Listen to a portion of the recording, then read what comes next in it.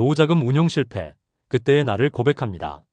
제가 이 이야기를 꺼내는 이유는 용기를 내기까지 너무 오랜 시간이 걸렸기 때문입니다. 70을 넘긴 나이에 제 인생을 다시 들춰본다는 건 이미 끝난 장례식에서 혼자 관속을 여는 기분이었습니다. 그날은 2019년 3월, 아직 꽃샘 추위가 남아있던 아침이었습니다. 은행 창구 앞에 앉아 통장을 내밀며 저는 웃고 있었습니다. 직원도 웃고 있었고 숫자도 단정했습니다. 그 웃음과 숫자가 제 노후의 마지막 평온이었습니다. 저는 그때까지도 제가 실패할 거라고는 생각하지 않았습니다. 실패는 늘 남의 이야기였고 뉴스 속 자막이었고 술자리에서 고개를 끄덕이며 듣는 남의 불행이었습니다. 설마 제가 그 안으로 걸어 들어가고 있다는 것은 몰랐습니다. 이 이야기는 거창한 사기꾼이 이야기가 아닙니다. 천문학적인 수익도 영화 같은 추격전도 없습니다. 다만 아주 평범한 노인의 욕심과 한 번만 더라는 말이 어떻게 인생을 무너뜨리는지에 대한 기록입니다. 지금 이 나이에 다시 벌 수는 없습니다. 다시 시작할 체력도 기다려줄 시간도 없습니다.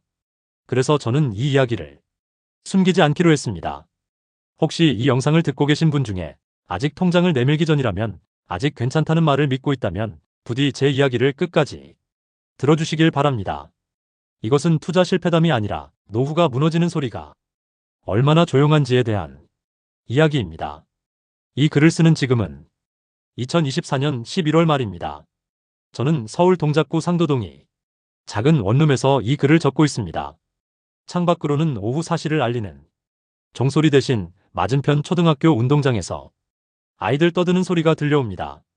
불과 6년 전까지만 해도 저는 이 동네 사람이 아니었습니다.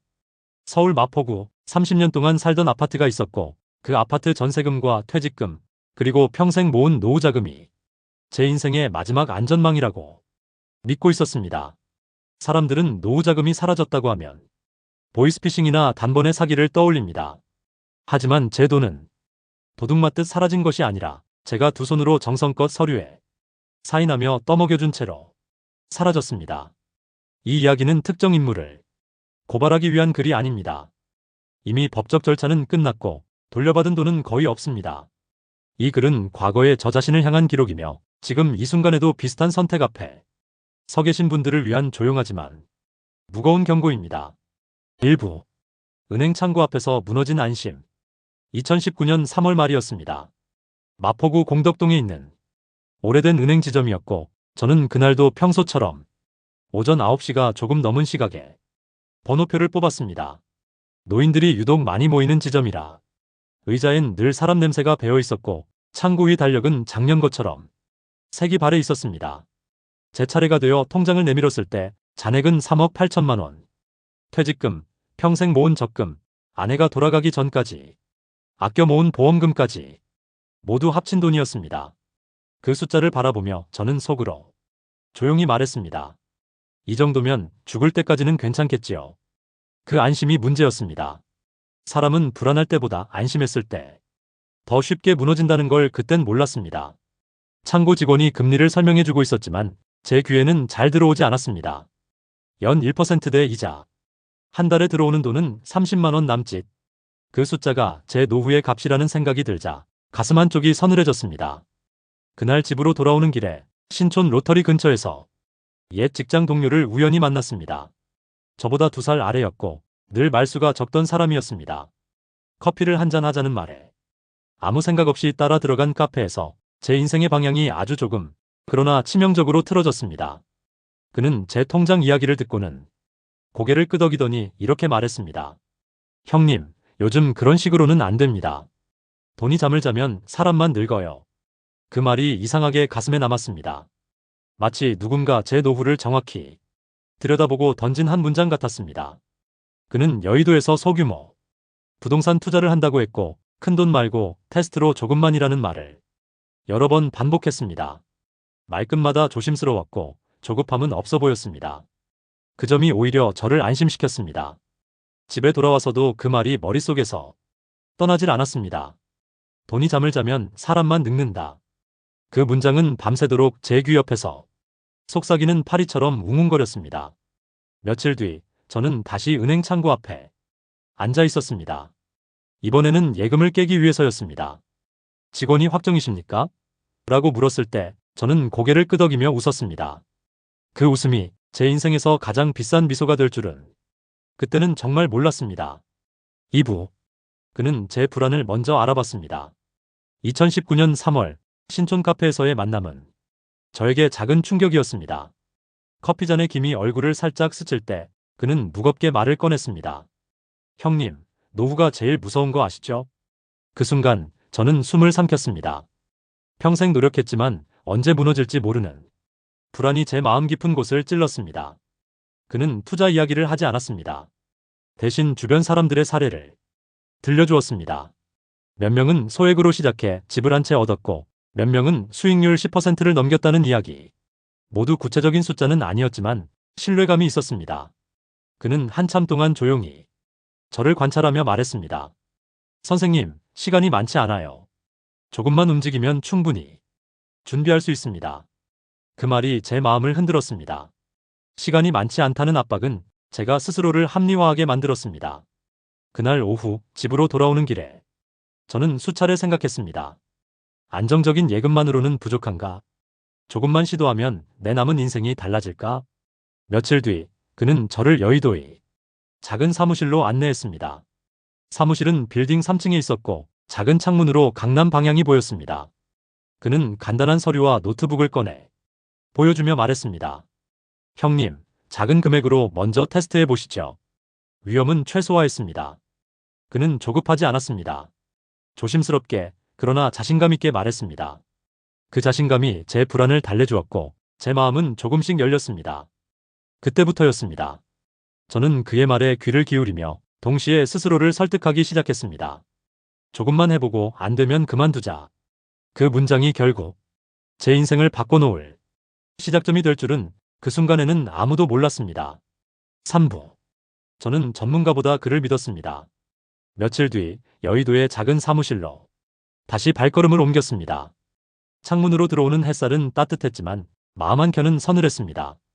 그는 테이블 위에 A4 용지 몇 장과 노트북을 펼쳤습니다.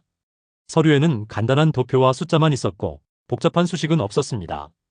그 대신 과거 투자자들의 사례와 수익률이 적혀 있었습니다. 선생님 또래분들이에요. 그는 말했습니다. 그 한마디가 저를 안심시켰습니다. 전문가의 차가운 분석보다 또래의 성공 사례가 마음을 움직였습니다. 집으로 돌아와 아이들에게 말하자 반응은 즉각적이었습니다. 아버지, 위험합니다. 절대 하지 마세요. 그들의 눈빛엔 걱정이 담겨 있었습니다. 하지만 저는 들리지 않았습니다. 그들의 걱정보다 제 불안을 읽어주는 그의 한마디가 더 설득력 있었습니다.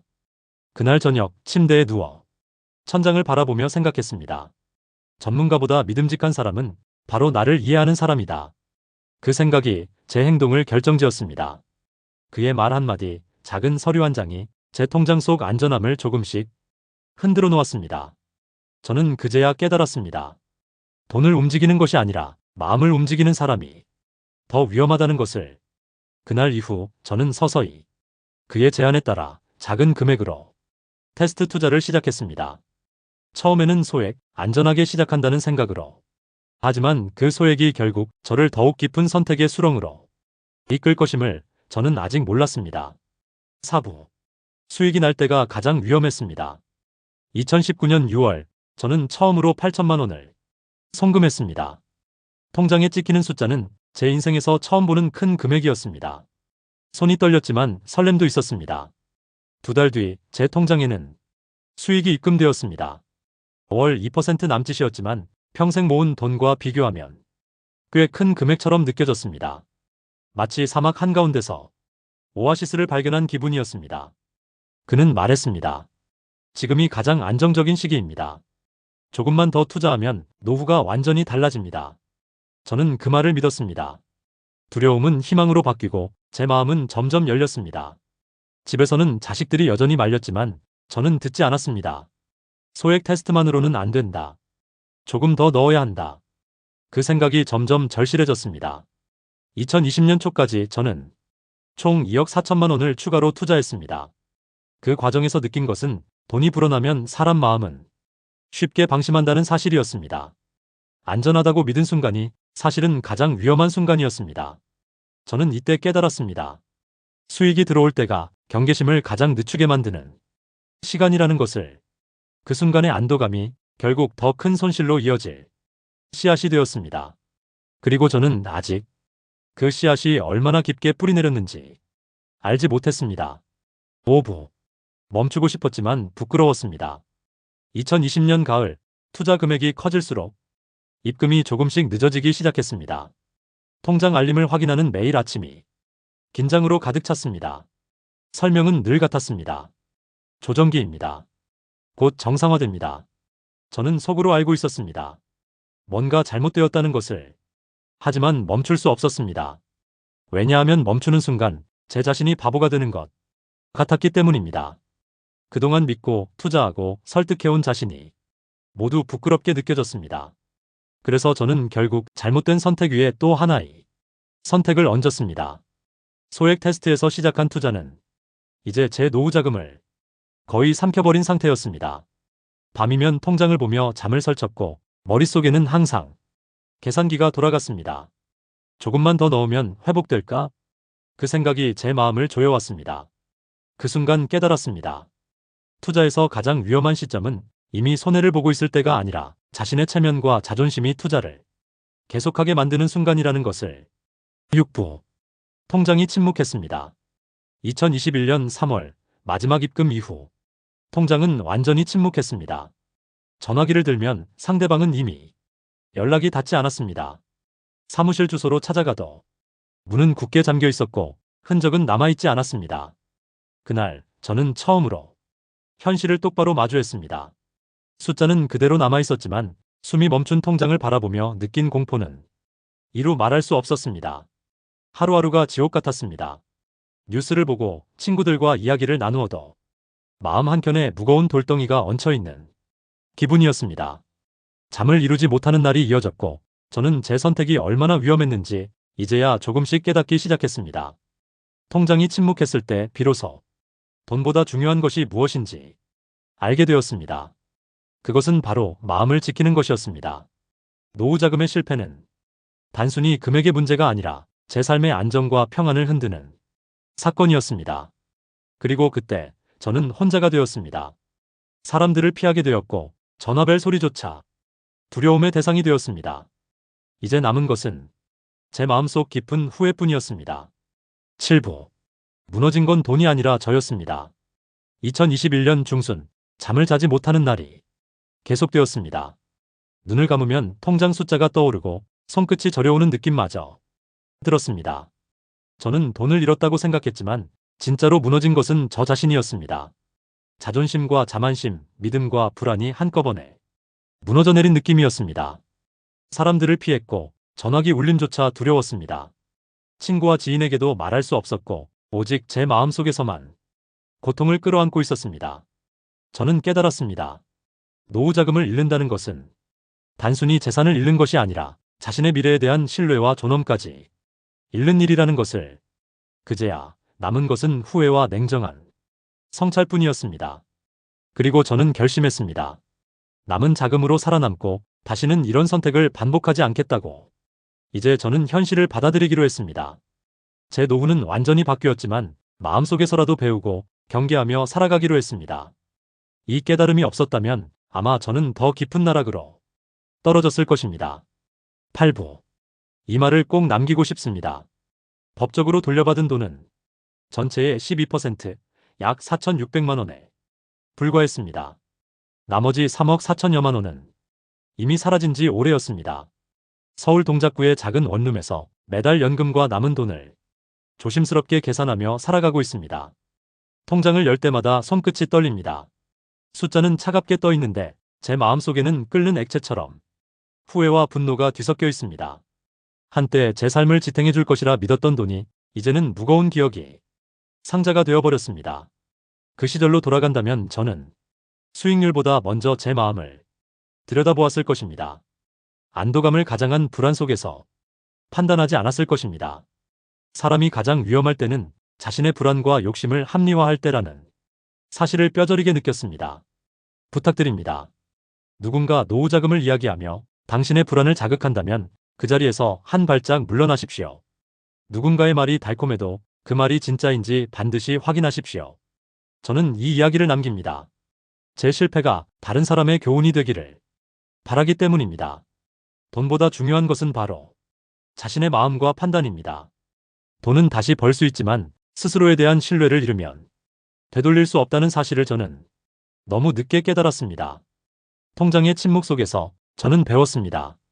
가장 중요한 자산은 돈이 아니라 자신의 마음과 선택이라는 것을.